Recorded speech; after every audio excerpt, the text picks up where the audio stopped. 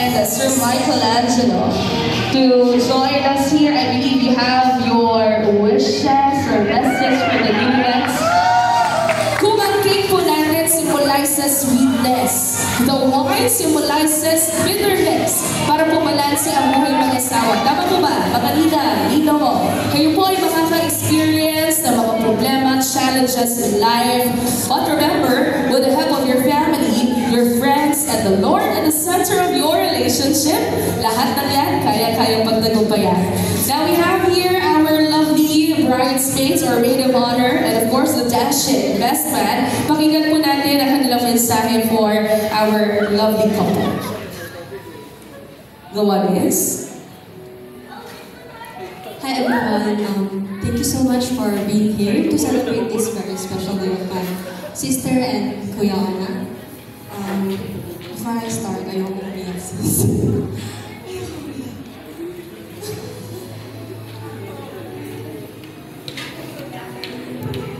Growing up, Ate and I were always together. As in, literally, magka-share kami ng bed, pati na rin magkasabay maligo. Minsan nga, kambal kami kung tawagin dahil sobrang close namin. Siya po yung tipo ng kapatid na sumbongera, mahilig magdrama at certified prankster. Mag-isang beses nga, kunwari, nagmamatay-matayan siya. Yung, ako naman iyak ng iyak. Akala ko totoo, tapos bigla babangon, tatawa. Buhay pa ako, yun. Minsan pa ako na rin, sinasalipan siya. Hindi ko alam kung ano tumatakbo sa utak niya doon para biruin ako ng ganyan. Trauma talaga yun sa akin. Pero ngayon, tawang-tawa na lang ako pag naaalala ko. Tapos yung mga simpleng bagay dati, hindi ko makakalimutan. Nung sinabi ni Mama na, Raya, magluto ka ng pansit canton. Hati kayo ng kapatid mo. Aba, ay hindi ginawa niya.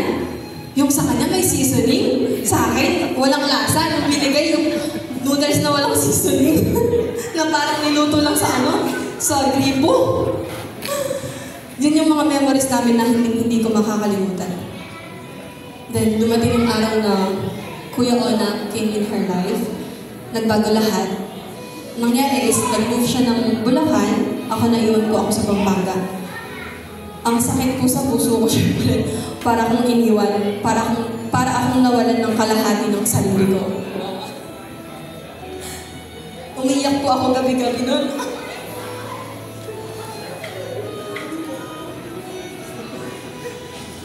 Nabasa ko po yung diary na yun. Ito yun.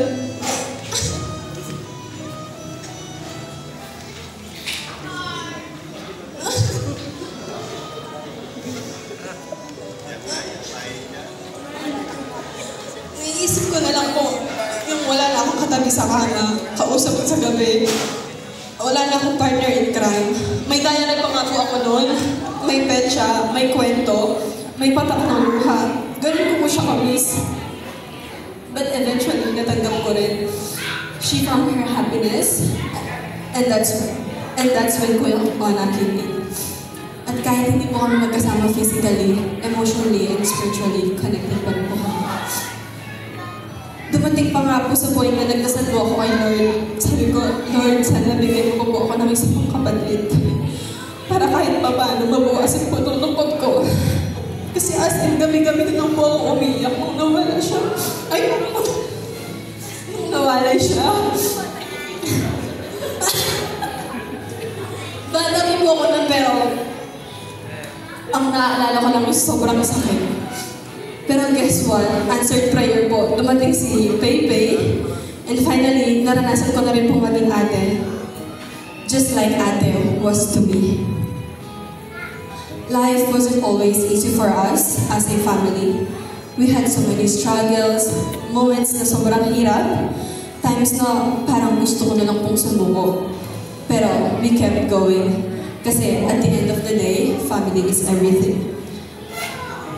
The best thing about having a sister is knowing you'll always have someone who will stand by you, fight for you, and love you no matter what. Sabi nga po ni Tony Gonzaga, kung may hindi ka kaaway sa mundo, yun na yung kapatid mo. Sa lahat ng naging desisyon ko sa buhay, papasimple mo na mahirap. Ikaw yung taong never ako pinusga. Hindi mo ako tinanong kung bakit ganito o ganyan ang pinili ko. Hindi mo pinaramdam na may mali sa akin o may kailangan pa akong pananayin sa sarili ko. Kahit ilang ulit ako nadaba, kahit ilang beses ako nagkamali, never mo akong ginudge. Wala kang sinabi para iparamdam sa akin na disappointing ako.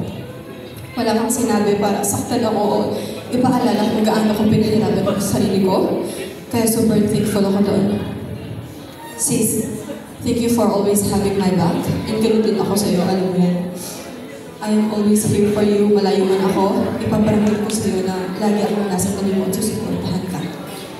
Kahit sobrang competitive mo.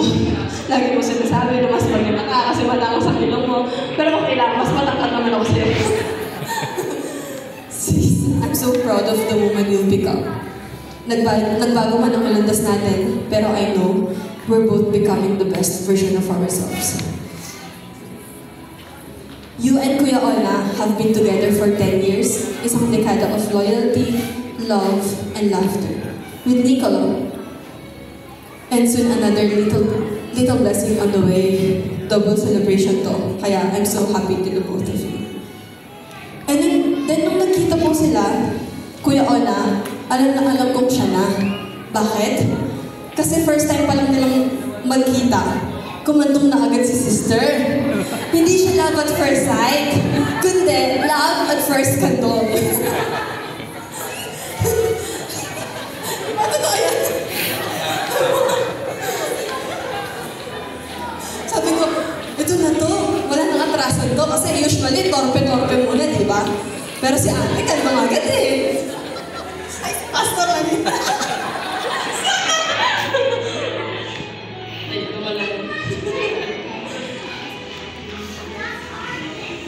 Kuya, I don't want to say much about you kasi alam mo na, like panalo mo na ang grand prize, tingnan mo na, ang ganda, ang puti, ang fresh. Kaso nga, big challenge din.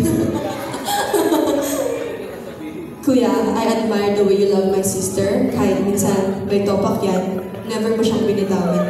You've stayed loyal, patient, tahimik, pero solid. Lalo na, hindi biro ang makasama sa pamilya namin. Tingnan mo naman ako. Alagaan mo siya, hindi lang sa magagandang araw, kundi lalo na sa mga araw na mahirap siyang mahalin.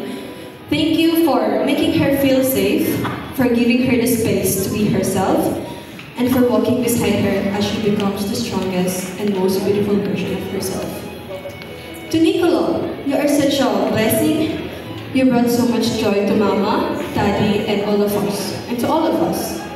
You are deeply loved more than words can say.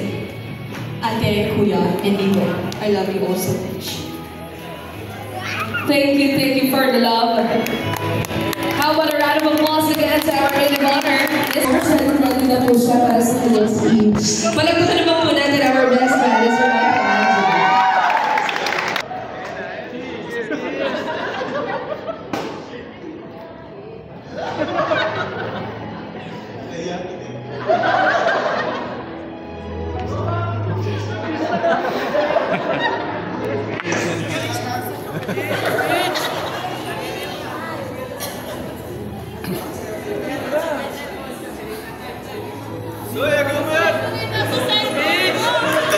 Antay naman kayo. Bakit kasi boses ko? Para ako si Tamulag. Ito na lang po masasabi ko. Congrats po sa bagong sa church po natin.